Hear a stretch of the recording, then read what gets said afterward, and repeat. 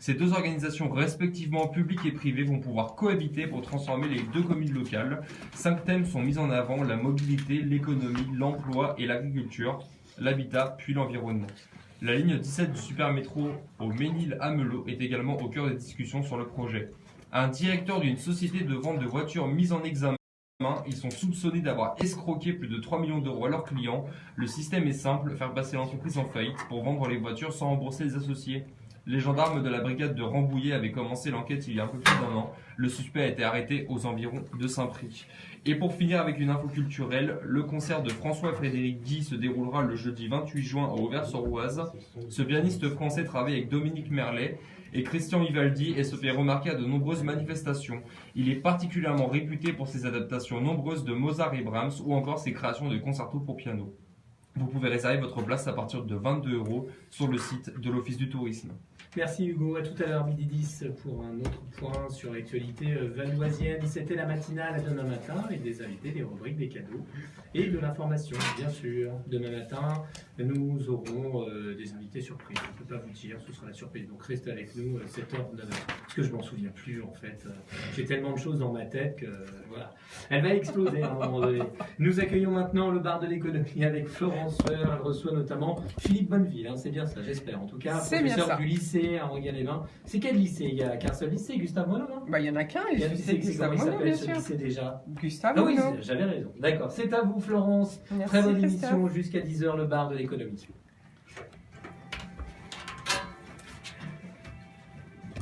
Et voilà, vous êtes en direct live via Facebook. Mettez bien le micro devant vous quand vous parlez. Donc, et là, il faut le baisser un petit peu parce que là, c'était un très grand qui était bon. Je rappelle juste très rapidement aujourd'hui la circulation du côté de vos transports en commun et plus précisément du côté de la SNCF. Encore aujourd'hui et demain, c'est la grève.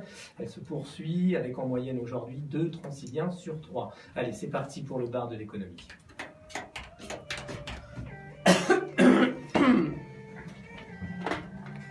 IDFM Radio Enghien, bonjour. Est-ce que vous pouvez rappeler dans 1 minute? Je vais vous récupérer sur un autre standard. A tout de suite. Okay. Allez, c'est parti. Allez, let's go. Let's go. C'est chaud Soyez le fort, matin. soyez bon. Ce n'est que de la radio. Bonjour à tous, merci de suivre le bar de l'économie en FM, par internet, en web radio ou en vidéo live sur notre page Facebook IDFM Radio Enghien. Aristote, mais oui, j'ai bien dit Aristote, le philosophe grec, a répertorié 5 de nos sens: la vue, le goût, le toucher, l'ouïe et l'odorat. Ça, vous le savez bien, mais nous en aurions 6 de plus: l'équilibre, la position du corps, le sens de la douleur, la faim, la satiété si vous voulez, la thermoception, le chaud et le froid, la chronoception, le temps qui passe. Et bien côté intelligence, selon Howard Gardner, psychologue, père de la théorie des intelligences multiples, il existerait 9 types d'intelligence: l'intelligence linguistique, logico-mathématique, corporelle kinesthésique, spatiale, interpersonnelle, musicale, intrapersonnelle, naturaliste et existentielle ou spirituelle si vous voulez. Ce qui signifie qu'un être humain en possède plusieurs. Mais cette conception met en lumière les écarts entre le regard asiatique et la pensée occidentale. En Chine, les notions d'être et d'intelligence, invention gréco-latine, n'existent pas. On parle de mode opératoire. D'ailleurs, la théorie d'Yves Richer de l'Institut Émergence, la théorie du talent, comme il dit, ne parle pas d'intelligence, mais de mode opératoire. Configuration, utilité, potentialisation, de relations et puis aussi d'agilité. Prenons un exemple, dit-il. Un aveugle ou un hérisson, malgré leur cécité, sont capables de se déplacer dans l'espace de manière habile. Il redéfinit également, dans le cadre du réel, entre autres, les mots talent, émergence, potentiel, actualisation, stratégie et anticipation, mais aussi évaluer, qui, contrairement à l'utilisation du terme par les cognitivistes, n'est pas mesuré. Le talent qui ne sort pas de nous ne peut pas se faire sans configuration qui donne du potentiel à une habilité visible et à un utile à un résultat escompté. Je répète, qui donne du potentiel à une habilité visible et utile à un résultat escompté. De ce point de vue-là, on peut comprendre qu'il est parfois difficile d'être élève, mais aussi d'être enseignant, dans un monde en pleine transformation numérique et technologique qui permettra à chacun d'avoir un enseignement adapté à sa personnalité particulière grâce à l'intelligence artificielle. Notre société évolue profondément sous l'influence de 3 phénomènes fondamentaux: l'accès instantané et illimité à l'information, la mise en réseau des individus et la suppression progressive des tâches parasites de notre quotidien. Ces 3 phénomènes, intrinsèquement liés, bouleversent non seulement notre mode de vie, mais également notre capacité à demeurer performant professionnellement.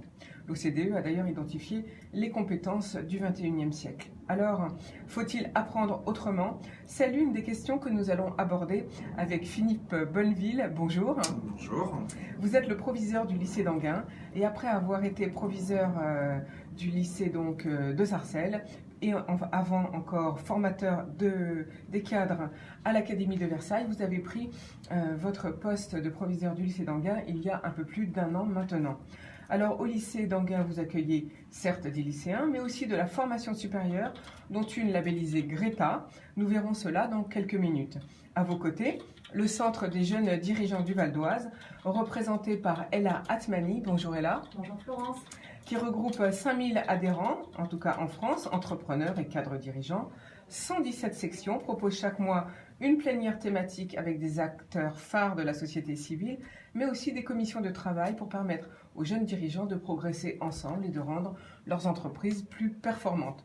Au 1er juillet d'ailleurs, c'est Pierre Minaudier qui prendra ses fonctions de président national et Catherine Vampouille qui deviendra vice-présidente du CJD.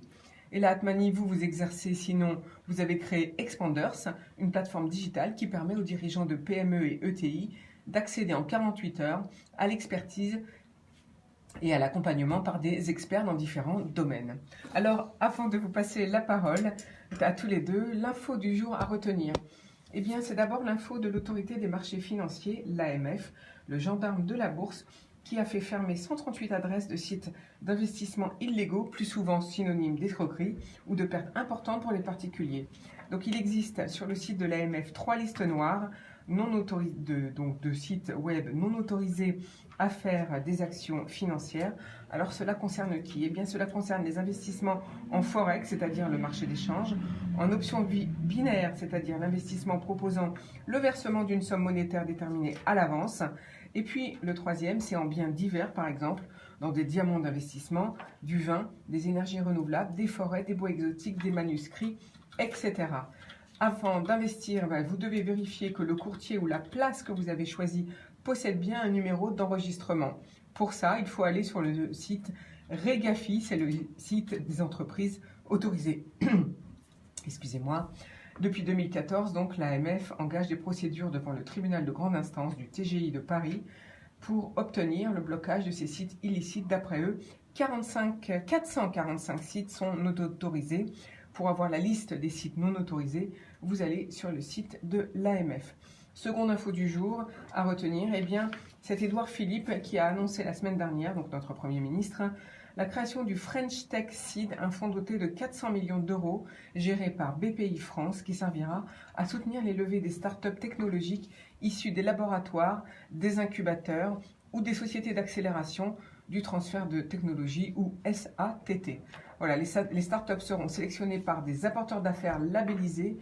Attention, j'ai bien dit des apporteurs d'affaires labellisés qui sont, je cite Édouard Philippe, les garants de la validité technologique du projet qui permettront un investissement public quasi automatique sous forme d'obligations convertibles en complément des capitaux apportés par des investisseurs privés. Ces apporteurs d'affaires labellisés seront aussi chargés d'accompagner ces startups dans la recherche d'investisseurs privés. La French Tech Seed permettra de financer le préamorçage de projets à grande échelle et pourra intervenir directement en fonds propres pour des levées plus importantes. Mais avant de passer la parole à nos invités, eh bien, un petit voyage dans le jazz comme toute la semaine, en prévision de l'Enghien Barrière Jazz Festival qui démarre le 4 juillet. Et on écoute tout de suite Aretha Franklin. Je vais autant parler, moi. Voilà. Bon.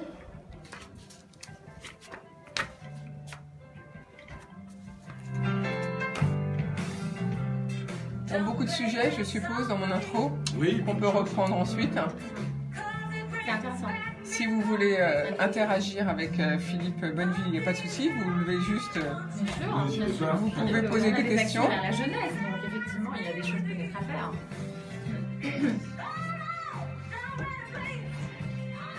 Ok, je mets quelle durée sur la réponse? Pas beaucoup parce qu'on est très en retard. 1 minute max, hein. 1 minute 30. Une 30 vous voulez? On est très en retard. Oui, Une déjà, minute, hein. Pardon? 1 minute, hein, si vous voulez. On peut, oui, 1 minute, c'est juste pour faire une pause respiratoire. Oui, c'est vrai. Dans 30 secondes. On reprend dans 30 secondes.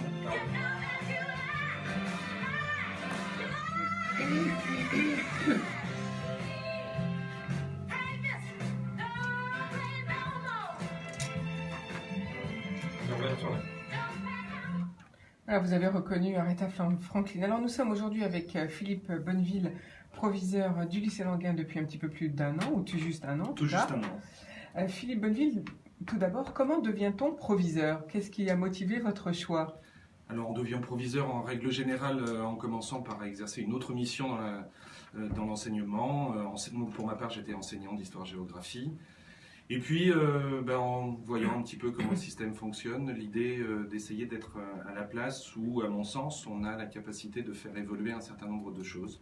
Je l'ai fait par conviction, ce n'était le métier de proviseur, de chef d'établissement, n'est plus forcément un bâton de maréchal que l'on obtient en fin de carrière en reconnaissance du travail effectué, mais vraiment sur des convictions fortes d'essayer de faire avancer notre système. Oui, qui en a donc besoin, puisque quand vous avez, je pense, entendu mon intro, je pense qu'il y a beaucoup de choses qui sont en mouvement en ce moment. D'ailleurs, le ministre Blanquer a déjà annoncé pas mal de réformes. Alors, mais avant de parler de ça, peut-être expliquez-nous un petit peu ce que propose le lycée d'Enghien, parce que les choix sont multiples. Oui, le lycée d'Enghien est un lycée polyvalent. Il regroupe à peu près 2100 élèves. Donc c'est en taille, voilà, le plus gros lycée du Val d'Oise. Et il a des formations professionnelles, plutôt à dominante industrielle, technicien d'usinage, métier de l'électronique et des équipements connectés, mais aussi de la gestion administration, des filières générales plus traditionnelles, LES, des filières technologiques, les STMG, sciences du management et de la gestion, et aussi STI2D, le développement durable, l'industrie et le développement durable. Et puis ensuite, à côté de ça, nous avons des formations d'enseignement supérieur, une prépa littéraire, Hippocagne-Cagne, des prépas scientifiques, des BTS, BTS en conception-réalisation des systèmes automatisés, métiers électrotechniques, technico-commercial, bref, un panel de formations très important. Et l'année prochaine, nous ouvrons une mention complémentaire autour de la gestion de projet dans le secteur sportif. C'est une nouvelle formation que nous allons proposer. Nous serons simplement 2 établissements dans l'Académie de Versailles à proposer cette nouvelle formation. Donc c'est un scoop qui est annoncé aujourd'hui. Exactement. Voilà, donc tous ceux qui veulent faire sport, la filière sport, peuvent maintenant s'inscrire au lycée d'Enghien, au lycée Gustave Monod. Tout à fait, nous venons d'intégrer cette formation dans la procédure complémentaire de Parcoursup. Alors, vous faites aussi Mathsup Mathsp, me semble-t-il. Oui, tout à fait. Donc MPSI. Ça s'appelle MPSI. Voilà. Ce qui veut dire qu'un enfant du Val d'Oise peut très bien poursuivre sa carrière sans sortir forcément du département, en venant au lycée, puisqu'il y a énormément de propositions qui sont faites. C'est tout à fait l'objectif de la carte des formations du lycée, c'est-à-dire de pouvoir proposer un parcours complet, que ce soit sur la filière professionnelle, technologique ou générale, d'aller jusqu'à l'enseignement supérieur pour pouvoir après intégrer des grandes écoles, des écoles d'ingénieurs. Enfin voilà, le panel est vraiment très très large. Donc combien d'élèves dans le parcours lycée classique, on va dire, général, et combien, est-ce que vous pouvez nous donner la répartition selon les sections? Donc on va dire la formation un peu technologique, mais toujours lycéenne, combien, et puis combien pour l'enseignement supérieur? Alors sur l'enseignement supérieur, on a donc 6 classes préparatoires, donc vous comptez une quarantaine d'élèves, ça fait à peu près 240 40 élèves par classe, c'est oui. énorme. Oui. C'est le cadre qui nous est fixé dans l'ensemble des classes préparatoires. Notre capacité d'accueil est normalement théorique de 48 par classe. Nous ne faisons pas toujours le plein, et puis nous avons parfois des élèves qui abandonnent en cours de formation, mais on est à peu près en sur moyenne, ce chemin-là. une quarantaine d'élèves par classe. Donc pour Pour travailler, il faut être très motivé parce que ça ne doit pas être évident de travailler à 40. C'est vraiment une habitude sur les classes préparatoires. Toutes les grandes classes préparatoires parisiennes sont à 48 très largement. D'accord. Donc, en fait, c'est à l'élève d'être motivé quand on fait ce type de formation, parce qu'il y a beaucoup, beaucoup de travail. Énormément de travail. On a l'habitude de caractériser ça par une sorte de long tunnel de 2 années qui amène à la préparation au concours. Alors, c'est beaucoup de travail, mais c'est aussi, je crois, beaucoup de plaisir pour les étudiants qui sont dans de bonnes conditions, qui sont avec des enseignants qui sont au plus près d'eux, qui les coachent, qui les accompagnent. Et de fait, nous avons finalement peu d'abandon et surtout de très bonnes réussites à l'intégration dans les différents concours. Alors, quels sont les concours qu'on peut faire en faisant ces prépas particulières? Alors, en fait, tous les concours des écoles d'ingénieurs sur les prépas scientifiques et puis sur la prépa littéraire, nous avons des élèves qui partent vers évidemment les concours pour Normal Sup, le CELSA, enfin toutes les écoles. Alors, parce que Normal Sup fait aussi de la formation scientifique, donc là, les élèves sortent de Maths Sup, Maths P? Oui, là c'est pour aller sur le NS Ulm ou Lyon. Et sur Maths Sup, Maths P, oui, on peut passer aussi. Normal Sup. Voilà, Normal Sup, oui, tout à fait. Qui est un concours aussi. Oui. Mais les places sont limitées là. Les places sont limitées, elles sont très chères. Très chères, oui, sur toute la France. Enfin, je ne sais pas combien il y a d'élèves là-dessus. Alors, on va peut-être faire le bilan des lycéens, peut-être, puisque Parcoursup, le bac, on est en plein dedans, hein, pour tout le monde, bac et brevet d'ailleurs, pour les troisièmes. Mais par contre, Parcoursup a réouvert mardi après une interruption d'1 semaine en raison du bac, avec plus de 171 000 candidats en attente d'une place ou ayant démissionné, et alors que démarre la phase complémentaire de la procédure. Et ça, c'est intéressant. On dit qu'il y a 130 000 élèves en liste d'attente, 7 400, enfin je donne des chiffres arrondis, ont demandé à être accompagnés par le recteur de l'académie. Presque 22 000 n'ont eu que des noms, car ils n'avaient postulé que sur des formations sélectives, donc ça c'est normal. Et puis 11 000 environ ont quitté la plateforme. Alors sur les 812 000 candidats ayant au moins confirmé un vœu sur Parcoursup, 641 000 ont reçu au moins une proposition d'admission. Les listes d'attente donc vont être à nouveau actualisées tous les matins pour prendre en compte les désistements des candidats ayant choisi leur filière. Ce qui est intéressant, c'est la phase complémentaire de Parcoursup qui a également démarré mardi. Ceux qui n'ont pas reçu de proposition d'admission ou qui avaient oublié de confirmer leur vœu avant le 31 mars ou qui n'étaient pas inscrits sur Parcoursup peuvent y avoir accès. Donc c'est comme un repêchage, si je puis dire. C'est une poursuite du dispositif, c'est la suite logique. Le principe est le suivant, les établissements qui disposent encore de places vacantes, de places disponibles, les remettent à la proposition de la phase complémentaire. Cela permet aussi sur des nouvelles ouvertures, je vous parlais tout à l'heure de la mention complémentaire que nous ouvrons au lycée. Elle n'était pas dans le Parcoursup initial, elle va maintenant y figurer. Ça permet un peu de rebattre les cartes en attendant ce qui va être aussi l'autre phase, c'est-à-dire les résultats du baccalauréat qui, même si on souhaite à tous les lycéens qui préparent le baccalauréat actuellement de réussir, va aussi faire évoluer le système en retirant les élèves qui auront échoué et qui étaient soit sur liste d'attente, soit qui avaient déjà confirmé des vœux. Alors, justement, parlons du bac, puisque vous avez peut-être entendu, il y a tout un groupe, hier nous avons annoncé l'information, tout un groupe d'élèves de S qui se plaignent que l'examen du bac, enfin un exercice au moins, n'était pas dans le cadre du programme et personne n'avait vu ces notions-là. Pourquoi est-ce qu'on fait ce type d'évaluation ? C'est-à-dire ce type d'évaluation. Pourquoi est-ce qu'on propose des exercices dont aucun enseignant n'a donné cette formation ? Est-ce que c'est pour voir les élèves qui peuvent se sortir un petit peu plus du lot ? Alors écoutez, là pour le coup, je ne connaissais pas cette information. Hier, j'ai été pris par mon dernier conseil d'administration. C'est un débat qui revient de temps en temps sur le baccalauréat, sur telle question ou tel sujet. Je fais assez confiance au système quand même pour savoir un petit peu de l'intérieur dans le cadre du SIEC, comment sont préparés les sujets, quelles sont les commissions de lecture, de préparation, de relecture, de vérification.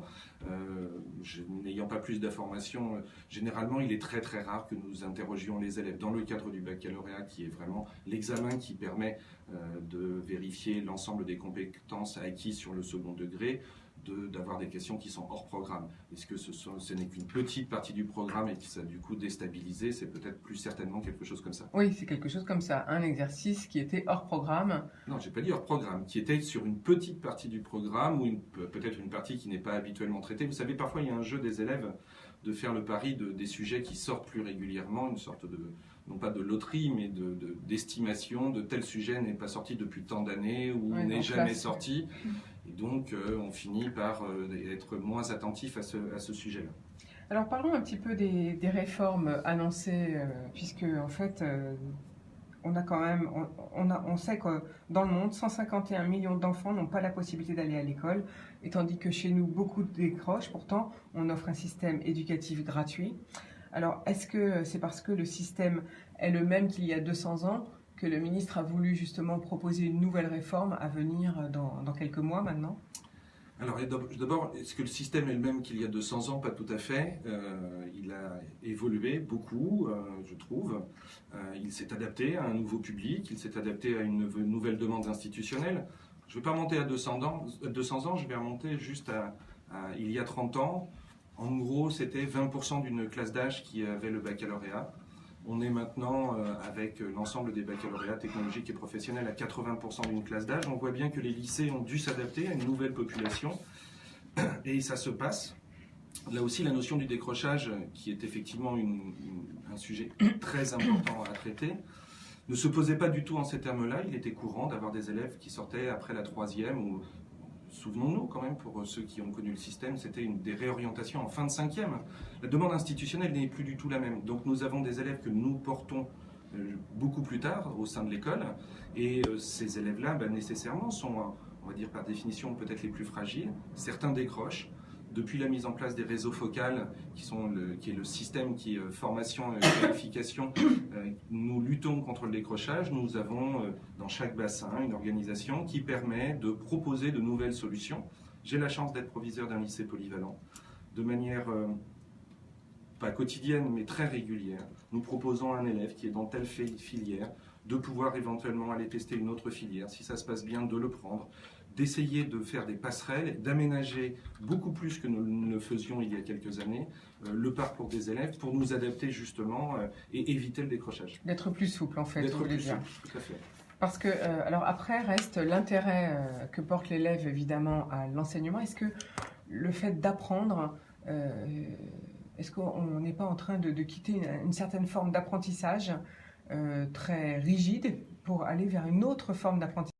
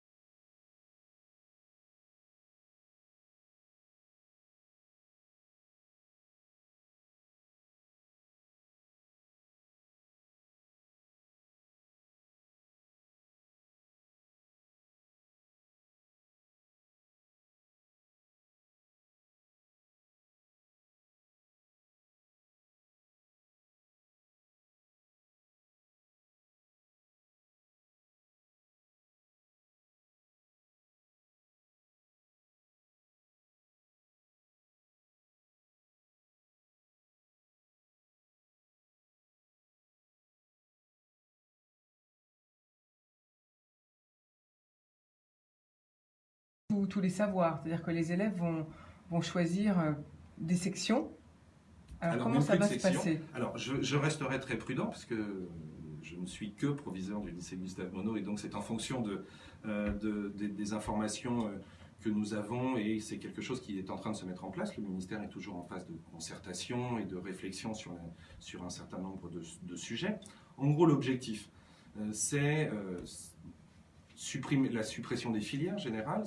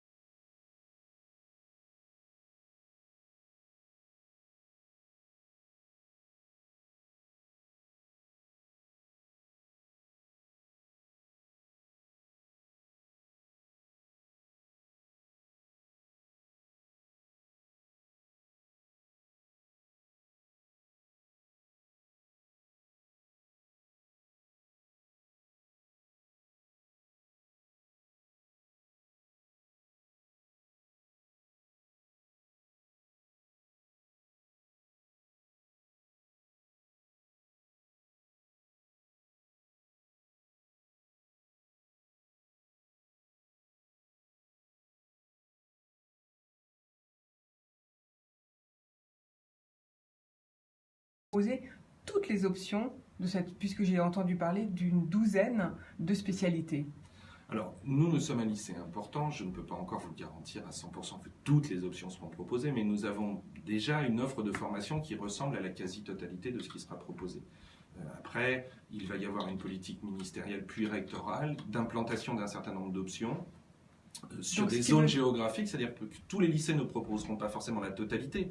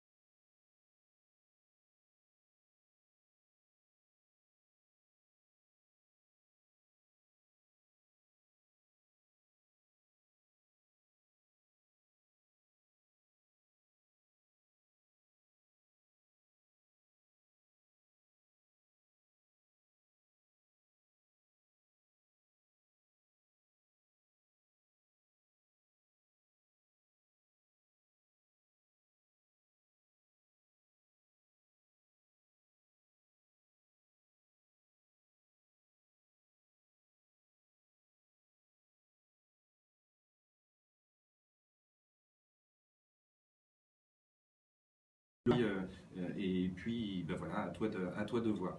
Le système d'évaluation par compétences a permis d'abord en primaire, puis en collège et au lycée, maintenant, même si la notation ne change pas trop au lycée, de pouvoir guider l'élève autour des compétences du socle commun, de pouvoir guider l'élève dans sa marge de progression vers l'atteinte d'un certain nombre d'objectifs. C'est une plus grande lisibilité, même si on a aussi beaucoup critiqué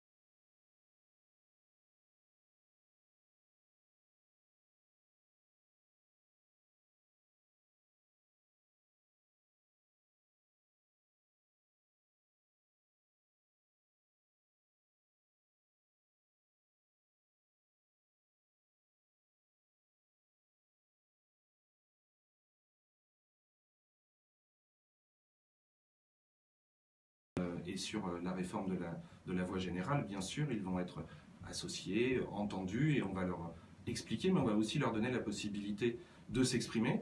C'est ce que j'ai fait, moi, avec un certain nombre d'élèves dans le cadre de Parcoursup, c'est-à-dire d'avoir un retour d'expérience, de leur donner la possibilité de me dire ce qu'ils en pensaient, ce qu'ils avaient jugé positif et négatif, et de comment nous pourrions nous adapter notre accompagnement des élèves pour être encore plus efficace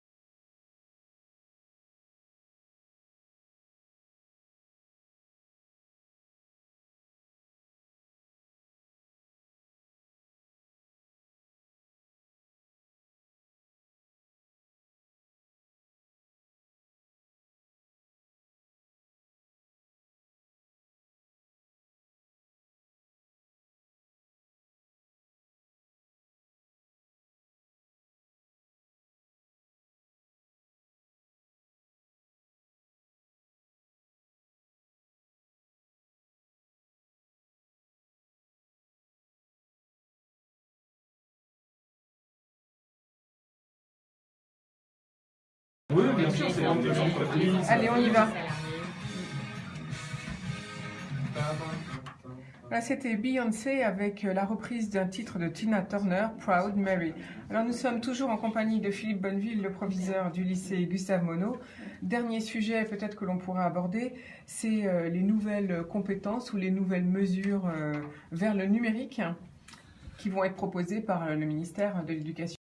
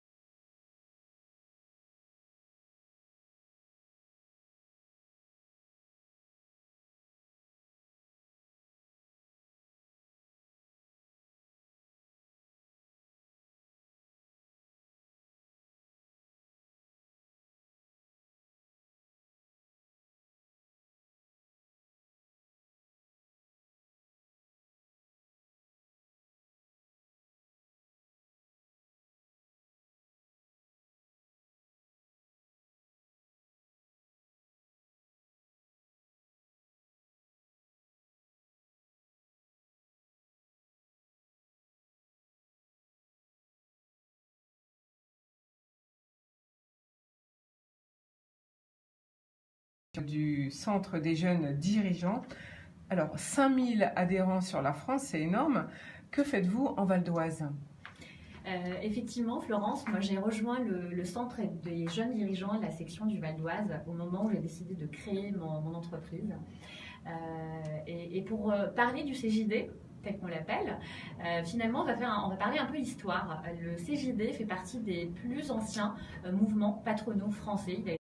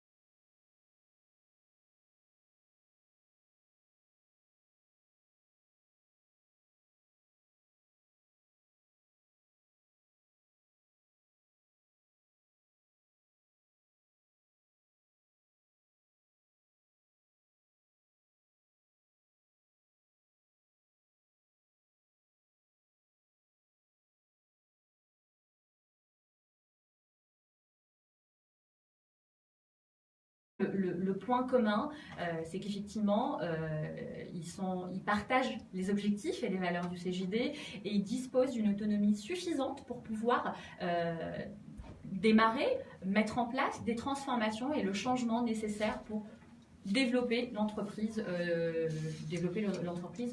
sur l'ensemble des axes qui la constituent. Alors, comment ça se passe? Il faut adhérer, ça coûte combien et vous vous réunissez tous les combien? Alors,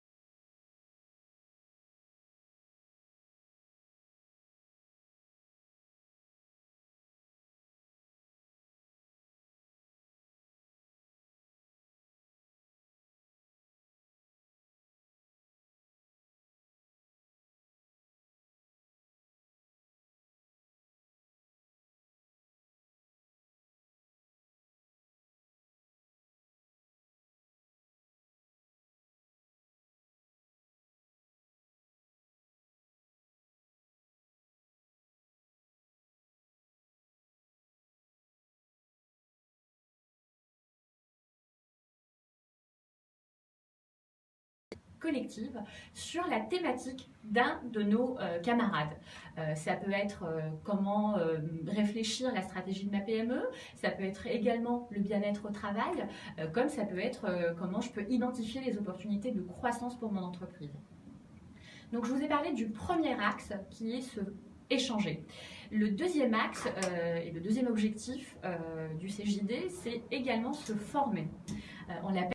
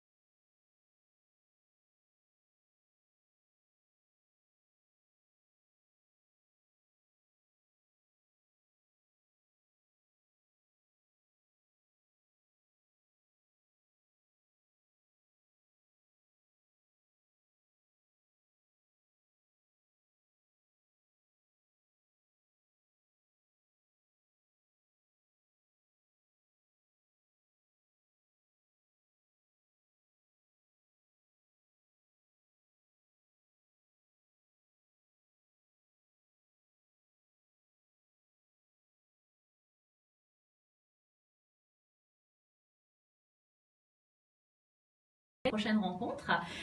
Et d'ailleurs, vous l'avez évoqué, Florence, effectivement, le mouvement s'agrandit, et notamment notre section du Val d'Oise. Et plus on est grand, plus on est fort, et plus on peut donner ces nouvelles initiatives, ces réflexions, s'engager collectivement. Et pour rejoindre notre section, c'est assez simple. Effectivement, on peut contacter notre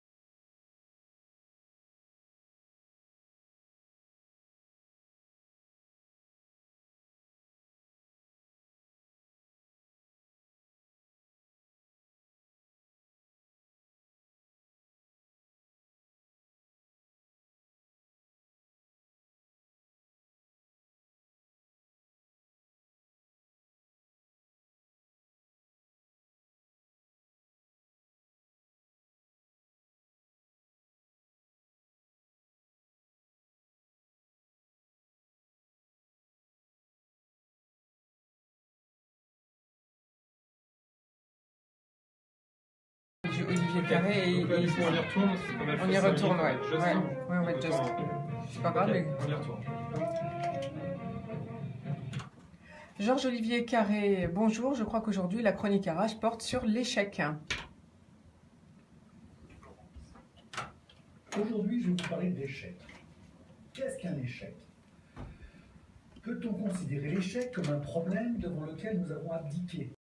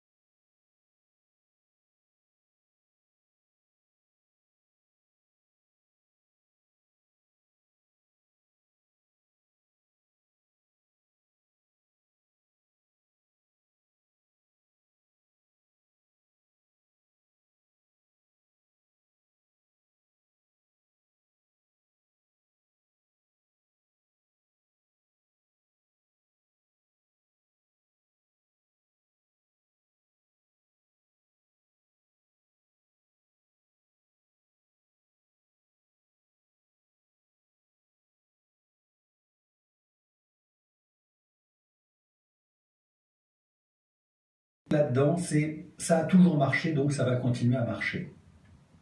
Ça, c'est souvent faux. Il semble que plus nous approchons de l'obstacle, plus le nombre d'options diminue. Jusqu'au moment où, effectivement, nous sommes collés dans l'obstacle et là, il n'y a plus d'options. Les principales étapes qui peuvent amener à ce qui est appelé échec sont, à mon avis, 5.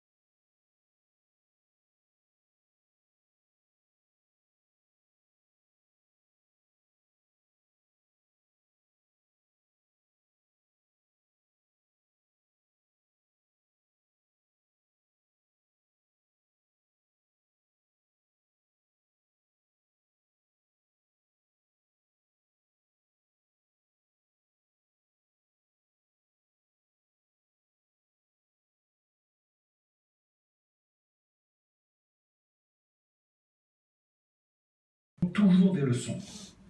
Une expérience nous apprend de nouvelles choses et nous permet d'évoluer, d'avancer.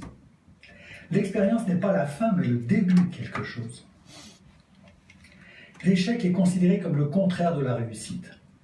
Nous vivons dans une société qui glorifie la réussite. Et il est vrai que c'est bien de réussir. Mais on oublie trop souvent que la réussite ne dure pas toujours. Et que pour réussir, il faut travailler, prendre des risques. Et donc, bien souvent,